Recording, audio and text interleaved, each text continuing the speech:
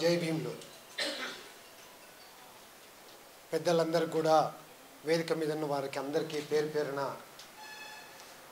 భూతల్లిని మనసులో తలుచుకొని మీకందరూ కూడా నా వందనాలు తెలియజేస్తున్నాను.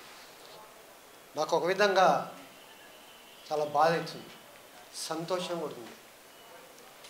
ఈ ఉద్యమం మొదలుపెట్టినాడు నన్ను అందరూ కూడా నువ్వు ఏం చేస్తావు, 70 ఏళ్ళ వయసు, సరిగ్గా 43 కేజీలు లేవు అని నన్ను చాలామంది అవమానపరిచారు. తెలంగాణ ఉద్యమం, దండోర ఉద్యమంలో పనిచేసిన అనుభవం ఉంది. సార్కి తెలుసు, నేను లండన్లో 2003 నుంచి 2007 వరకు ఉన్నా. అక్కడ ఉండి తెలంగాణ జెండా టవర్ బ్రిడ్జ్ మీద ఎగరేసిన.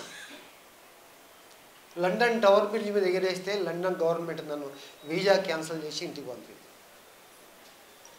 అంటే ఏదన్నా లక్ష్యాన్ని ఎన్నుకుంటే ఆ లక్ష్యం కోసం నా ప్రాణం పెట్టి పనిచేస్తాను. అక్కడ పోయి మంచులో చల్లో కష్టపడి డబ్బులు సంపాదించుకొని వచ్చి తెలంగాణ ఉద్యమం కోసం ఖర్చు పెట్టాను. కొలంబ్యాక్ నుంచి యాత్ర చేసిన, మళ్ళీ సేమ్ ఎంటీ కాలైనా, మళ్ళీ మైసరణ అయిపోయినా. అంటే నా ఉద్దేశం ఏంటంటే ఏదన్నా పని చేస్తే ఆ పని నేను మనస్ఫూర్తిగా మనసులో అనుకొని ఒక తల్లి భావంతో, మాతృ ఉదయంతో నేను చేస్తాను. చేసినప్పుడు, దీనికోసం చేస్తున్నప్పుడు నాకు చాలామంది కలిసారు. ఒక ఉద్యమకారుడు అన్న చింతసామన్న, అన్న సంకల సంచి చేసుకుని ఎందుకు తిరుగుతున్నావు, నీ ఉద్దేశం మంచిదన్న, ఎవడెందుకు నీకు నువ్వే హీరో పో అన్నాడు. ఒక్కడే అన్నప్పుడు నేను హీరోలో కాదా కానీ పని ఉన్నాను గుర్తించింది. సో మైసన్న పని చేస్తే దానికి న్యాయం ఉంటుందని ఒక సదుద్దేశంతో నాకు ఇచ్చాడు. అప్పుడే మేము ఇద్దరం వెళ్ళి సార్ని కలిసినాం, కోదండ సార్. కలిసినప్పుడు అప్పటికే నాకన్నా ముందే ఈ జేఏసీలో సబ్జెక్టు మాట్లాడుతున్నారు. కేసీఆర్ గవర్నమెంట్ గుంజుకున్న భూముల మీద ఒక సబ్జెక్ట్ కోసం చాలా చర్చలు జరుగుతున్నాయి. అప్పుడు నన్ను ఆదరించి మైసన్న నేను ఇంకా ఉన్నపో అని చెప్పి మేము పెట్టిన ప్రతి మీటింగ్లో ఉన్నాడు. కనుక ఈ సమస్యను నేను ఎట్లా చూస్తున్నానంటే, ఈ భారతదేశ భూమిపుత్రులమైన మనము మాతృస్వామ్య వ్యవస్థ మనది. భూమి అంటే తల్లి లాంటిది.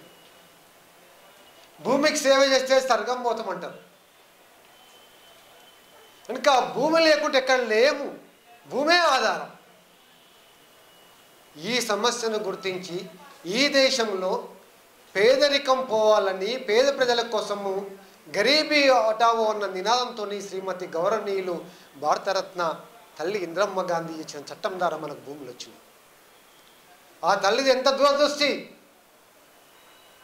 ఇలా శివ చెప్పినట్టు 28 లక్షలు, ఏ మూలకు చూసుకున్నా ఎన్ని లక్షలు ఉంటుంది ఒక ఎకరం? మినిమం ఒక 20 లక్షలు ఉంటుంది. అంటే 28 లక్షలు ఇంటూ 20 లక్షల రూపాయలు అంటే ఈ భారతదేశ గవర్నమెంట్ అంత బడ్జెట్ మనది. ఇలా మన భూములన్నీ భారతదేశ గవర్నమెంట్ అంత బడ్జెట్ భూములు మనకు ఆ తల్లి ఆనాడు ఇచ్చింది. ఒక్కసారి మనస్ఫూర్తిగా శ్రీమతి ఇందిరాగాంధీకి జై భీమ్. ఇక రెండవ విషయం, ఉద్యమం అంటూ ఎవరు చేసినా మనస్ఫూర్తిగా చేయాలి. వయసు ప్రధానం కాదు. దేంతో చేయాలి?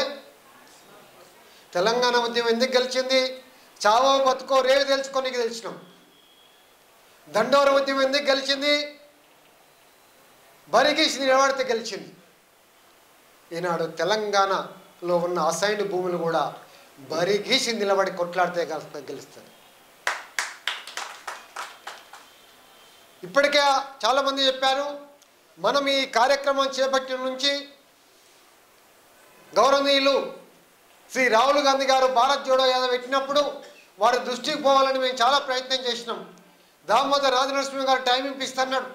ఆ టైం బిజీ సైడ్లో టైం దొరకలేదు. ఎట్లా చేసి ఇవ్వాలని చింతసామన్న నేను కలిసి కింద మీద పడి పోలీసులకు దెబ్బలు తినిపోయి ఇచ్చినాం. నువ్వు కష్టే పొందల పడ్డాం. ఎందుకు? ఒక లక్ష్యం ఉంది నాయకు. మళ్ళా అప్పుడు ఆయన చూసుకొని అదే మీటింగ్లో మాట్లాడిండు, మా ప్రభుత్వం వస్తే అసైన్డ్ భూములకు హక్కులు ఇస్తాను ఆనాడే ప్రకటన చేసిండు.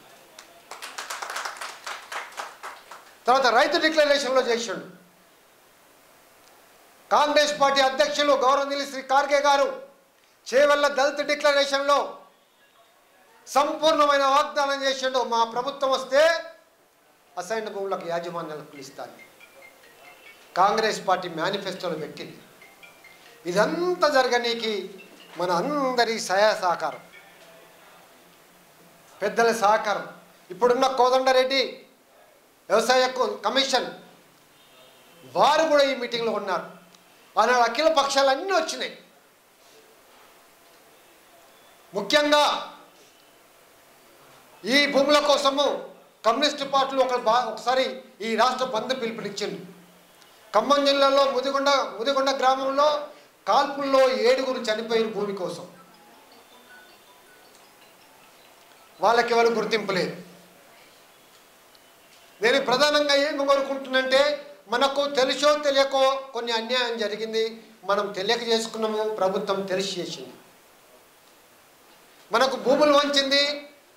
ఆచార్య వినోబాబా భూదాన ఉద్యమం ద్వారా 40 లక్షల ఎకరాల భూమి సేకరించి ఈ తెలంగాణ రాష్ట్రంలో 2 లక్షల ఎకరాలు సేకరించి 96,000 ఎకరాల భూమి పంచిండు.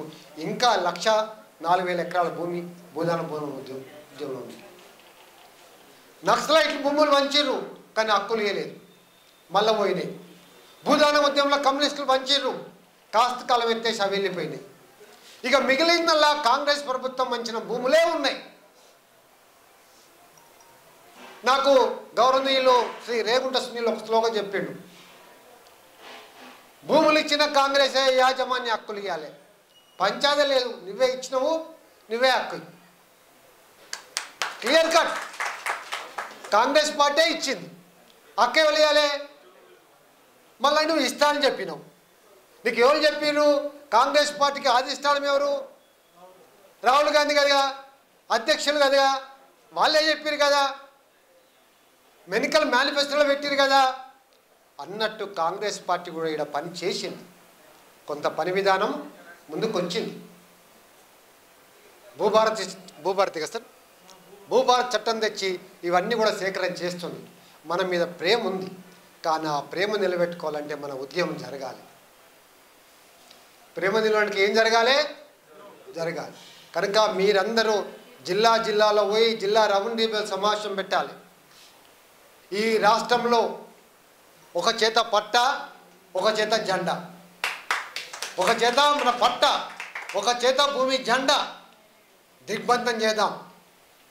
తప్పకుండా కాంగ్రెస్ ప్రభుత్వం ఇస్తాన్ని విశ్వాసంతో దానికి గౌరవనీయులు సారు నాయకత్వం వహించాలని కోరుకుంటూ ఈ అవకాశం ఇచ్చిన మీకందరికీ కూడా నా జై.